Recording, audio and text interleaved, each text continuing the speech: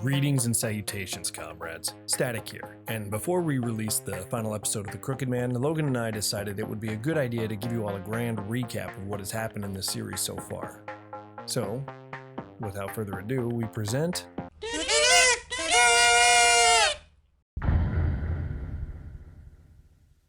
Our story began with David Hoover as he finished moving into his new apartment with the help of his friends Paul and Marion. He even gets the odd phone call from his ex-girlfriend Shirley.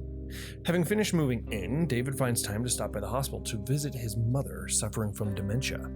But since the universe decided that wasn't enough for David to go through, he finds himself kept up at night by mysterious, sourceless crying.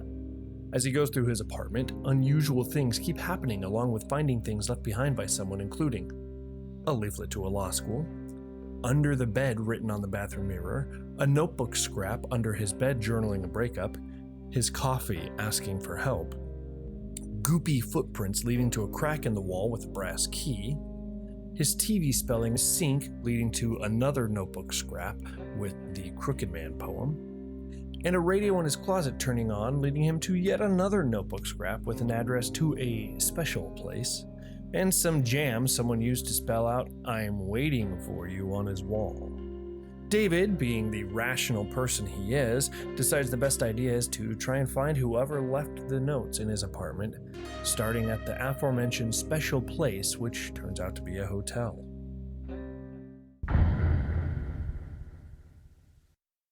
After some searching, he finds a notebook scrap seemingly from the same notebook, confirming the hotel was indeed a special place for the writer and his former significant other. He keeps exploring the hotel, and before long he hears piano music. Tracking down the source of the piano music, he finds Sissy, who is visiting the hotel in search of her 2000s bedazzled box she left behind. They split up with a deal that David will let Sissy know if he finds her missing box, and Sissy will let David know if she sees someone aside from them wandering around. David pokes around a bit more until he finds a trap door leading down into pitch black darkness. David, being the rational person he is, descends into the darkness, ignites a lighter, and finds a big nope down there. After making an escape, he puts the whole encounter out of his mind and decides to check in on Sissy. Sissy, making something of an escape herself, is still searching for her Rococo receptacle and refuses to give up the search for it, seeing it as it was a gift from her boyfriend.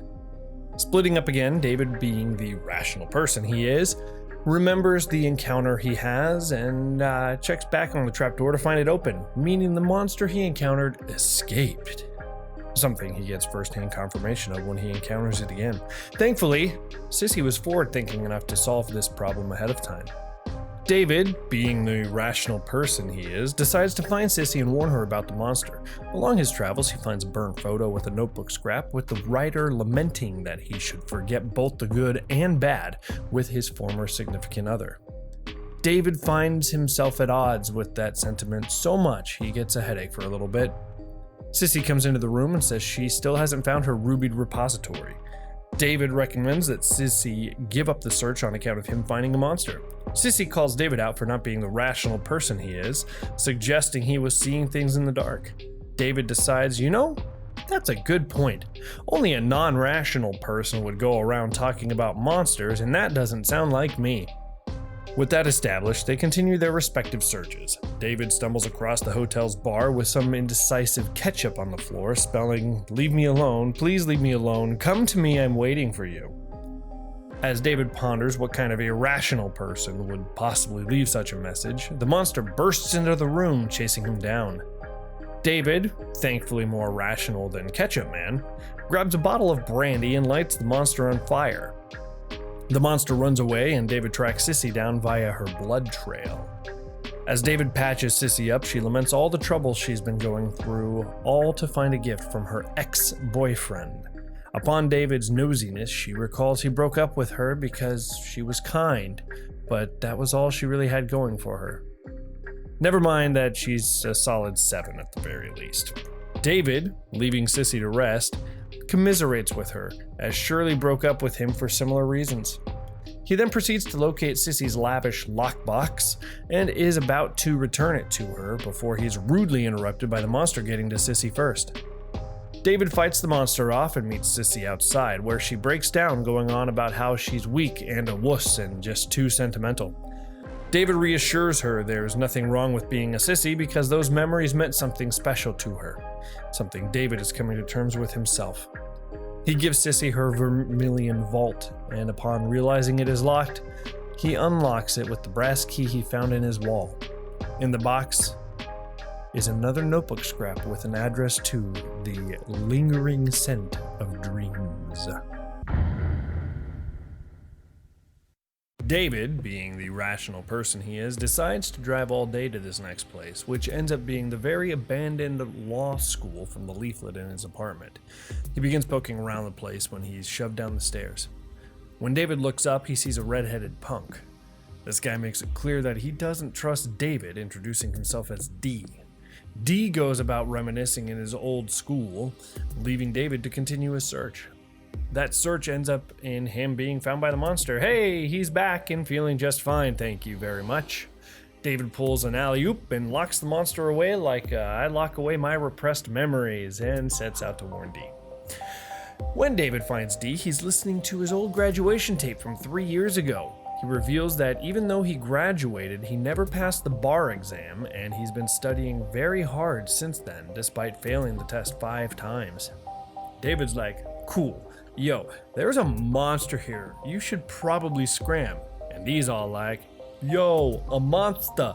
That doesn't sound like something a rational person would say. And David's like, whatevs, dude. I have already had this conversation once. And D pieces out of the room. He's still in the school. As D pieces, David can't help but think of how excited he was when he got accepted to flight school that one time. He told Paul about it and everything.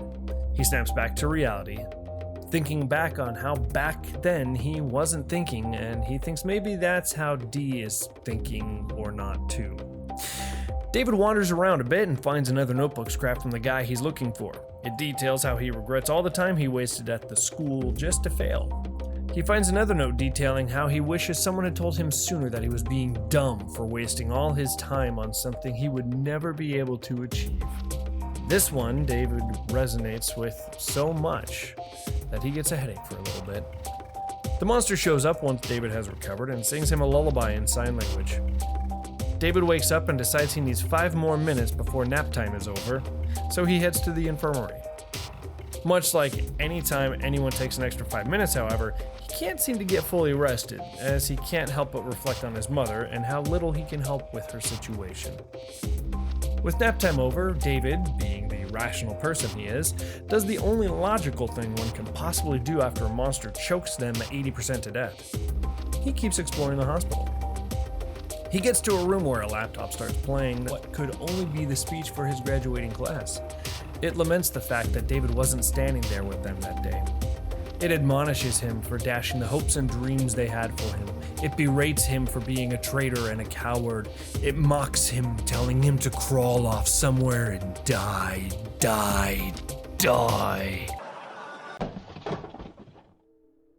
So, D comes in and checks on David, wondering why he's being so irrational. They share a moment. D gives David an energy drink because he looks like crap. They have a bro moment, or a bromant if you will. It's pretty great. David asks D to keep an eye out for the guy he's after, and D agrees, asking in turn that he keep an eye out for his old professor's notes, as he's hoping his professor might have left something for him. David warns D about the monster again. D says, dude, you ruined the bromant by being a weirdo. They go their separate ways. David pokes around a bit more and does indeed find D's professor's notebook, outlining just what a failure D is, notating that D stands for dreamer, or the grade he'd always get. David, being a bro, tears out the page as to prevent D from reading it. He walks out of the room to find the monster roaming the halls. He sets about looking for D to warn him again. Unfortunately, no one warned D about the leaking gas in the basement, so when David finds him, he hucks D over his shoulder like a Chad to carry him to safety. Unfortunately, the monster is there waiting for them on the other side of the door. David finds a crack in the wall leading to the next room over, and by extension, the elevator. Chad David then proceeds to pry the elevator doors open, hoist them both through the top escape hatch, and climbs the ladder up a floor. David, having proven he's earned his manliness card, takes Dee to the infirmary, tucks Dee in, and gives him a kiss on the forehead goodnight. But before David can leave, Dee gets up to ask David for a glass of water and finds the paper that fell out of David's pocket, detailing just how bad he is at doing the whole learning thing. Dee runs off to cry about it like the big baby he is, and David tracks him down to tell him to stop being such a big baby because no one is good enough in this world. He should know he was kicked out of flight school for being colorblind. David convinces Dee not to put all his eggs in this extremely holy basket, with Dee deciding he would give the bar exam just one more try before moving on with his life. However, the monster shows up again and David faces off with it while Dee makes his escape. After a tussle, David meets Dee outside the school. Dee gives David a notebook scrap he found with the address to a place of regret. David says, "Thanks man, deuces," and leaves Dee to contemplate what even is reality. After a day-long drive, a nap, and a missed call from Don't Call Me Shirley, David finds himself in a hospital with dead cats.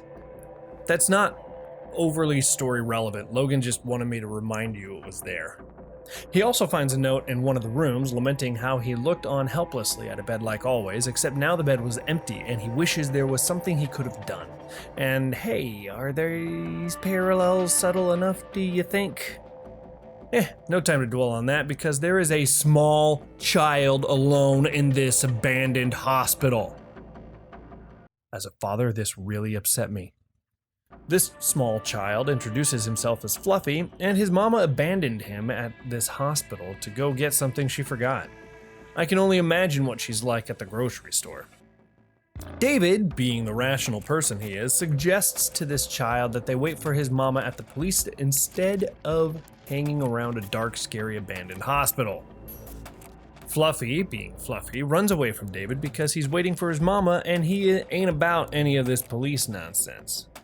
David eventually finds Fluffy again, and using lock eyes, that's a word, David says he's scared of the dark and needs Fluffy to protect him, so David can at least keep him close enough to keep an eye on him.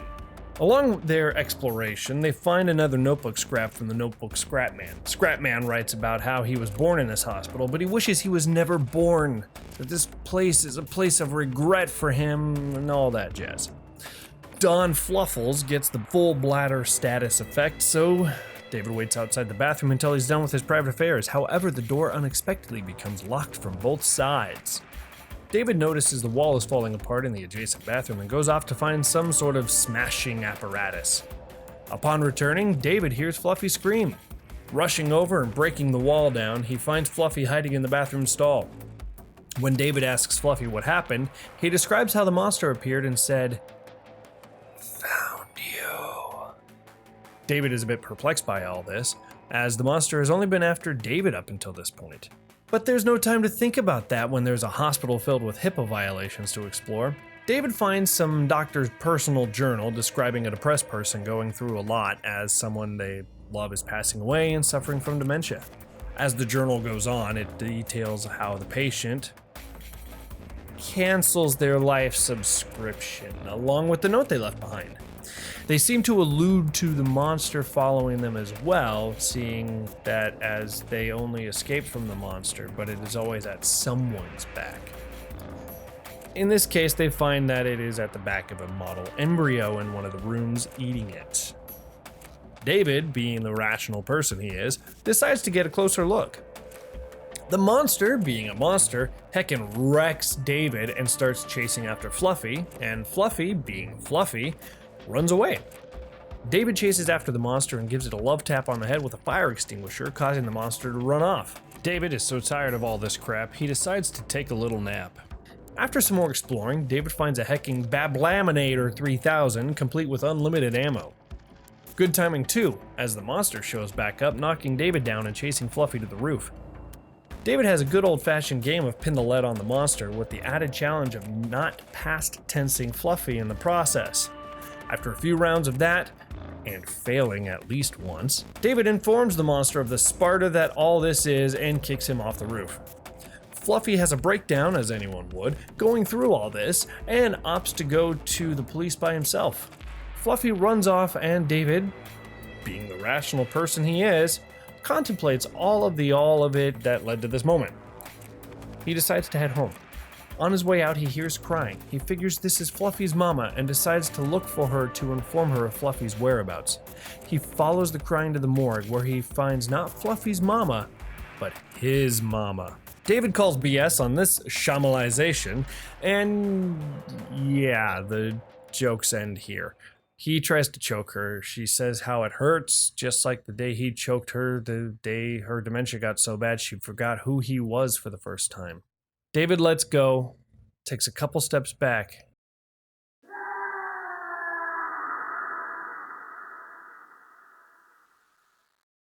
And so we finish this.